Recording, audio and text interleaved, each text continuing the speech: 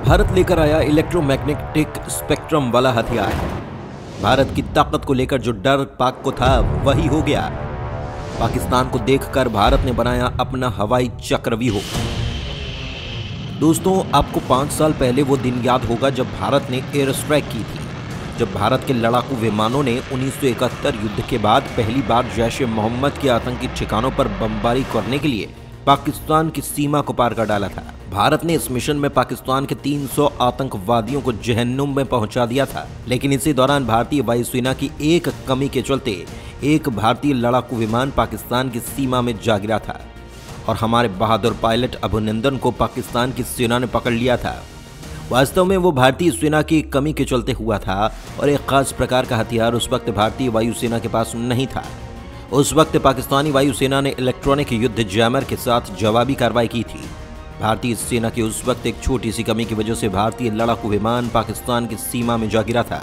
हालांकि एक हफ्ते के अंदर अभिनंदन को पाकिस्तान से वापस ले आया गया, लेकिन उस घटना के बाद भारतीय वायुसेना को एक ऑपरेशन डेटा लिंक की अच्छी खासी कमी महसूस हुई, क्योंकि पाकिस्तानी इलेक्ट्रिक जैमर ने भारतीय सुखोई और मिराज के बीच के कम्युनिकेशन को ब्लॉक कर दिया था। आप यकीन नहीं करेंगे, महज 5 साल पहले पाकिस्तानी वायुसेना का इलेक्ट्रॉनिक युद्ध जैमर भारत के मुकाबले कहीं ज्यादा शक्तिशाली था। ये बात हर किसी को परेशान करने वाली थी, लेकिन अब भारत ने इसका सॉल्यूशन निकाला है, बल्कि काफी टाइम पहले से ही इसकी तैयारी भी शुरू कर दी गई थी।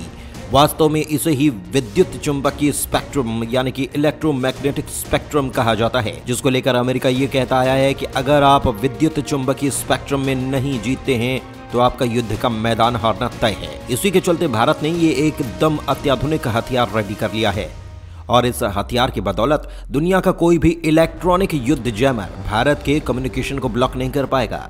चलिए जानते हैं आखिर भारत के पास ऐसा कौन सा नया हथियार आ गया जिससे अब भारत को पाकिस्तान या फिर चीन पर हवाई हमला करना ज्यादा आसान हो जाएगा और दुश्मन भारत को किसी भी हाल में नहीं रोक पाएगा। दोस्तों, आपको पूरी खबर बताएंगे, लेकिन उससे पहले आप इस वीडियो पर अपना लाइक कर दीजिए। साथ ही चैनल पर नए हैं तो चैनल को सब्सक्राइब कीजिए ताकि हमारा डेली वीडियोस आपको टाइम पर मिल पाए। भारतीय योद्धाओं को रोक नहीं पाएगा कोई भी इलेक्ट्रॉनिक जैमर। हवाई सेना में शामिल हुआ सबसे अत्याधुनिक इलेक्ट्रोमैग्नेटिक स्पेक्ट्रम। दोस्तों, एयर स्ट्राइक के दौरान इलेक्ट्रॉनिक युद्ध के युग में वो पहला मौका था जब इंडियन एयरफोर्स को परेशान होना पड़ा था और भारतीय वायुसेना के MiG-21 एविएटर विंग कमांडर अभिनंदन, जिन्हें पाकिस्तान में पकड़ लिया गया था, वो जैमर की वजह से ग्राउंड कंट्रोलर की तरफ से भेजे गए निर्देश को नहीं सुन पाए। अभिनंदन के पास सॉफ्टवेयर डिफाइंड रेडियो नहीं था और इलेक्ट्रॉनिक जैमर की वजह से अभिनंदन का संपर्क ग्राउंड स्टेशन से कट गया था। सॉफ्टवेयर से संचालित होने वाले रेडियो की कमी ने भारतीय वायुसेना के ऑपरेशन को बुरी तरह से प्रभावित किया था और यह पहली बार था जब विद्युत चुंबकीय स्पेक्ट्रम ने किसी भी युद्ध में महत्वपूर्ण भूमिका निभाई थी। आपको बता दें कि आधुनिक लड़ाई में विद्युत चुंबकीय स्पेक्ट्रम में ही सबसे पहले युद्ध जीते या हारे जाते हैं। यह अदृश्य युद्ध का मैदान होता है जहां पर पहले निर्धारित हो जाता है कि आप युद्ध जीतने वाले हैं या फिर हारने वाले हैं। ये एक ऐसा स्थान है जहां पर गोलियों और बम के बजाय ऊर्जा और सूचनाओं का आदान प्रदान होता है। ये किसी भी बल को किसी भी प्रतिद्वंद्वी के खिलाफ असीमित लाभ प्रदान करने में सक्षम बना देता है। भारतीय वायुसेना की क्षमता में यह महत्वपूर्ण कमी तब उजागर हुई जब पाकिस्तान के लड़ाकू विमानों ने सीमा पार की। उस समय के रिपोर्ट में सुझाव दिया गया कि पाकिस्तानी एयरफोर्स के पास बेहतर इलेक्ट्रॉनिक युद्ध जैमर थे। वे उस समय हवाई उड़ान भरने वाले भारतीय लड़ाकू जेट के बीच के कम्युनिकेशन को ब्लॉक करने में सक्षम थे और यही हुआ था पायलट अभिनंदन के समय। बताया जा रहा है कि इंडियन एयरफोर्स का हवा से जमीन और जमीन से हवा का नेटवर्क अब काफी ज्यादा आगे बढ़ गया था, लेकिन हवा से हवा का नेटवर्क पिछड़ गया। हमने न तो आयात इसे किया और न ही इसे स्वदेशी रूप से डेवलप किया गया। साधारण भाषा में समझें तो इसका मतलब ये कि उड़ने वाले रडार कुशलतापूर्वक स्थिति को ग्राउंड स्टेशन तक पहुंचा सकते हैं, जो बदले में लड़ाकू विमानों को जानकारी भेजेंगे, लेकिन विभिन्न लड़ाकू विमानों के बीच कम्युनिकेशन नहीं था। लिहाजा इस पर ऑपरेशनल डेटा लिंक यानी कि ODL फैसिलिटी की जरूरत होती है। ऑपरेशनल डेटा लिंक यानी कि ODL टेक्नोलॉजी से फाइटर जेट के बीच का कम्युनिकेशन तैयार हो जाता है, जिस पर किसी भी इलेक्ट्रॉनिक जैमर का असर नहीं होता और इसके डेटा एक्सचेंज की सुविधा भी मिल जाती है।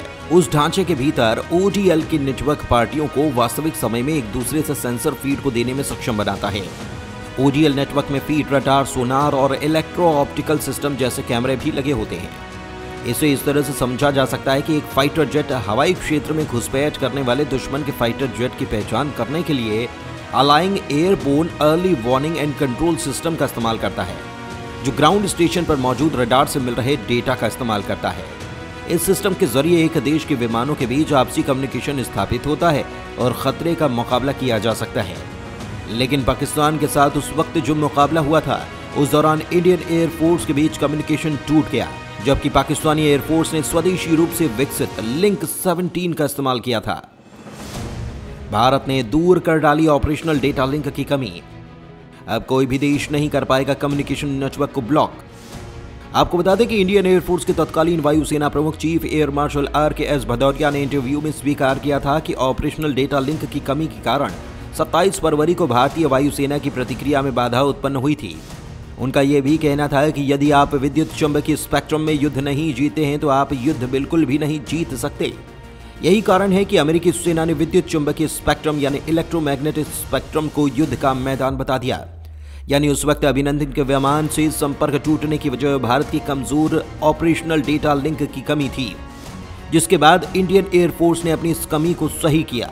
भदौरिया ने कहा कि भारतीय वायुसेना का इरादा उसके बाद इस सिस्टम से अपने सभी लड़ाकू विमानों, हेलीकॉप्टर, कमान और नियंत्रण विमानों समेत अपने सभी हवाई प्लेटफॉर्म को कनेक्ट करना था।